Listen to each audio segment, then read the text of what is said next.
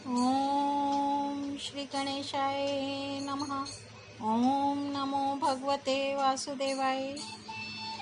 श्रीमद् भागवत में तृतीय स्कंद 26वां अध्याय आगे बढ़ाते हुए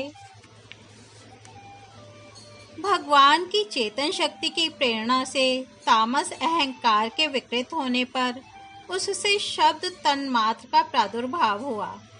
शब्द तन्मात्र से आकाश तथा शब्द का ज्ञान कराने वाली श्रोतेंद्रिय उत्पन्न हुई।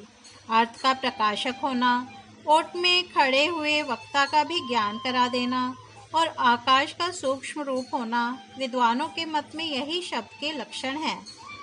भूतों को अवकाश देना, सबके बाहर भीतर वर्तमान रहना तथा प्राण, इंद्रिय और मन का आश्रय होना, ये आकाश के वृत्ति कार्य रूप लक्षण है।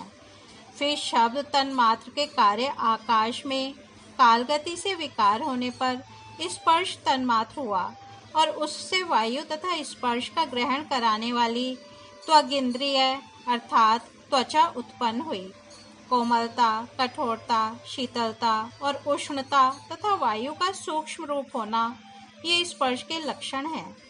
वृक्ष की शाखा आदि को हिलाना, तृण आदि को इकट्ठा कर देना, सर्वत्र पहुँचना, गंध आदि युक्त द्रव्य को घ्राणादि इंद्रियों के पास तथा शब्द को श्रोतेंद्रिय के समीप ले जाना तथा समस्त इंद्रियों को कार्य शक्ति देना, ये वायु की वृत्तियों के लक्षण हैं। तदनंतर दैव की प्रेरणा से स्पर्श तन्मात्र विशिष्ट वायु के विकृत होने पर उससे रूप तन्मात्र हुआ तथा उससे तेज और रूप को उपलब्ध कराने वाली नेत्रेंद्रिय का प्रादुर्भाव हुआ। सातवीं, वस्तु के आकार का बोध कराना, गौण होना, द्रव्य के अंग रूप से प्रतीत होना, द्रव्य का जैसा आकार, प्रकार और परिमाण आदि हो उसी रूप में उपलक्षित होना तथा तेज का स्वरूप भूत होना, ये सब रूप तन्मात्र की वृत्तियां हैं। चमकना, पकाना, शीत को दूर करना, सुखाना, भूख प्यास पैदा करना और उनकी निवृत्ति के लिए भोजन एवं जलपान कराना, ये तेज की वृत्तियां हैं। फिर दैव की प्रेरणा से रूप तन्मात्र में तेज के विकृत होने पर उससे रस तन्मात्र हुआ और उससे जल तथा रस को ग्रहण कराने वाली रसनेन्द्रिया जिह्वा उत्पन्न हुई। रस अपने शुद्ध स्वरूप में एक ही है, किंतु अन्य भौतिक पदार्थों के संयोग से वह कसैला, मीठा, तीखा, कड़वा, खट्टा और नमकीन आदि कई प्रकार का हो जाता है।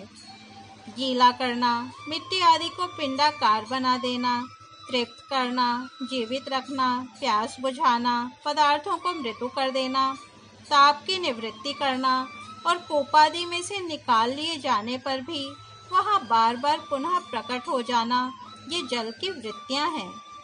इसके पश्चात दैव प्रेरित रस स्वरूप जल के विकृत होने पर उससे गंध तन्मात्र हुआ और उससे पृथ्वी तथा गंध को ग्रहण कराने वाली घ्राणेन्द्रियां प्रकट हुई।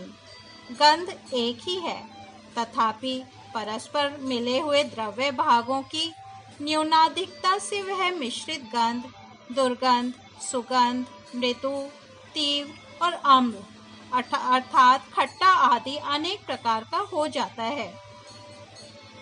प्रतिमादि रूप से ब्रह्म की साकार भावना का आश्रय होना, जल आदि कारण तत्वों से भिन्न किसी दूसरे आश्रय की अपेक्षा किए बिना ही स्थित रहना, जल आदि अन्य पदार्थों को धारण करना, आकाश आदि का अवच्छेदक होना, घटाकाश, मठाकाश आदि भेदों को सिद्ध करना तथा परिणाम विशेष से संपूर्ण प्राणियों के स्त्रीत्व, पुरुषत्व आदि गुणों को प्रकट करना, ये पृथ्वी के कार्य रूप लक्षण हैं। आकाश का विशेष गुण शब्द जिसका विषय है वह श्रोतेंद्रिय है। वायु का विशेष गुण स्पर्श जिसका विषय है वह त्वगिंद्रिय है। तेज का विशेष गुण रस जिसका विषय है वह नेत्रेंद्रिय है। जल का विशेष गुण रस जिसका विषय है वह रसनेन्द्रिय है और पृथ्वी का विशेष गुण गंध जिसका विषय है उसे घ्राणेन्द्रिय कहते हैं। वायु आदि कार्य तत्वों में आकाश आदि कारण तत्वों के रहने से उनके गुण भी अनुगत देखे जाते हैं। इसलिए समस्त महाभूतों के गुण शब्द, स्पर्श, रूप, रस और गंध केवल पृथ्वी में ही पाए जाते हैं। जब महतत्व, अहंकार और पंचभूत ये 7 तत्व परस्पर मिल न सके, पृथक पृथक ही रह गए, तब जगत के आदि कारण श्री नारायण ने काल, अदृष्ट और सत्वादि गुणों के सहित उनमें प्रवेश किया। फिर परमात्मा के प्रवेश से शुद्ध और आपस में मिले हुए उन तत्वों से एक जड़ अंड उत्पन्न हुआ। उस अंड से इस विराट पुरुष की अभिव्यक्ति हुई। इस अंड का नाम विशेष है। इसी के अंतर्गत श्री हरि के स्वरूप भूत 14 भुवनों का विस्तार है। यह चारों ओर से क्रमशः एक दूसरे से 10 गुने जल, अग्नि, वायु, आकाश, अहंकार और महतत्व इन 6 आवरणों से घिरा हुआ है। इन सब के बाहर 7वां आवरण प्रकृति का है। कारण में जल में स्थित उस तेजोमय अंड से उठकर उस विराट पुरुष ने पुनः उसमें प्रवेश किया और फिर उसमें कई प्रकार के छिद्र किए। सबसे पहले उसमें मुख प्रकट हुआ, उससे वाक इंद्रिय और उसके अनंतर वाक का अधिष्ठाता अग्नि उत्पन्न हुआ। फिर नाक के छिद्र नथुने प्रकट हुए, उनसे प्राण सहित घ्राणेन्द्रियां उत्पन्न हुई। घ्राण के बाद उसका अधिष्ठाता वायु उत्पन्न हुआ। तत्पश्चात नेत्र गोलक प्रकट हुए, उनसे चक्षु इंद्रियां प्रकट हुई और उसके अनंतर उसका अधिष्ठाता सूर्य उत्पन्न हुआ। फिर कानों के छिद्र प्रकट हुए, उनसे उनकी इंद्रिय श्रोत्र और उसके अभिमानी दिक् देवता प्रकट हुए। इसके बाद उस विराट पुरुष के त्वचा उत्पन्न हुई, उससे रोम, मूछ, दाढ़ी तथा सिर के बाल प्रकट हुए और उनके बाद त्वचा की अभिमानी औषधियां, अन्न आदि उत्पन्न हुई। इसके पश्चात लिंग प्रकट हुआ, उससे वीर्य और वीर्य के बाद लिंग का अभिमानी आपोदेव जल उत्पन्न हुआ। फिर गुदा प्रकट हुई, उससे अपान वायु और अपान के बाद उसका अभिमानी लोकों को भयभीत करने वाला मृत्यु देवता उत्पन्न हुआ। तदनंतर हाथ प्रकट हुए, उनसे बल और बल के बाद हस्तेंद्रिय का अभिमानी इंद्र उत्पन्न हुआ। फिर चरण प्रकट हुए, उनसे गति, गमन की क्रिया और फिर पादेंद्रिय का अभिमानी विष्णु देवता उत्पन्न हुआ। इसी प्रकार जब विराट पुरुष के नाड़ियां प्रकट हुई तो उनसे रुधिर उत्पन्न हुआ और उससे नदियां हुईं। फिर उसके उदर पेट प्रकट हुआ, उससे क्षुधा पिपासा की अभिव्यक्ति हुई और फिर उदर का अभिमानी समुद्र देवता उत्पन्न हुआ। तत्पश्चात उसकी हृदय प्रकट हुआ, हृदय से मन का प्राकट्य हुआ। मन के बाद उसका अभिमानी देवता चंद्रमा हुआ। फिर हृदय से ही बुद्धि और उसके बाद उसका अभिमानी ब्रह्मा हुआ। तत्पश्चात अहंकार और उसके अनंतर उसका अभिमानी रुद्र देवता उत्पन्न हुआ।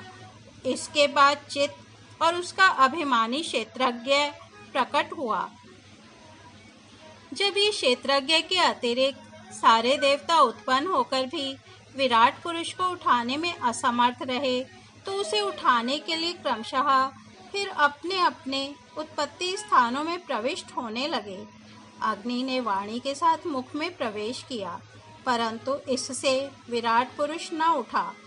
वायु ने घ्राणेन्द्रिय के सहित नासा छिद्रों में प्रवेश किया, फिर भी विराट पुरुष न उठा। सूर्य ने चक्षु के सहित नेत्रों में प्रवेश किया, तब भी विराट पुरुष न उठा। दिशाओं ने श्रवणेन्द्रिय के सहित कानों में प्रवेश किया, तो भी विराट पुरुष न उठा। औषधियों ने रोमों के सहित त्वचा में प्रवेश किया, फिर भी विराट पुरुष न उठा। जल ने वीर्य के साथ लिंग में प्रवेश किया, तब भी विराट पुरुष न उठा। मृत्यु ने अपान के साथ गुदा में प्रवेश किया, फिर भी विराट पुरुष न उठा। इंद्र ने बल के साथ हाथों में प्रवेश किया, परंतु इससे भी विराट पुरुष न उठा। विष्णु ने गति के सहित चरणों में प्रवेश किया तो भी विराट पुरुष न उठा। नदियों ने रुधिर के सहित नाड़ियों में प्रवेश किया तब भी विराट पुरुष न उठा। समुद्र ने क्षुधा पिपासा के सहित उदर में प्रवेश किया फिर भी विराट पुरुष न उठा। चंद्रमा ने मन के सहित हृदय में प्रवेश किया तो भी विराट पुरुष न उठा। ब्रह्मा ने बुद्धि के सहित हृदय में प्रवेश किया तब भी विराट पुरुष न उठा।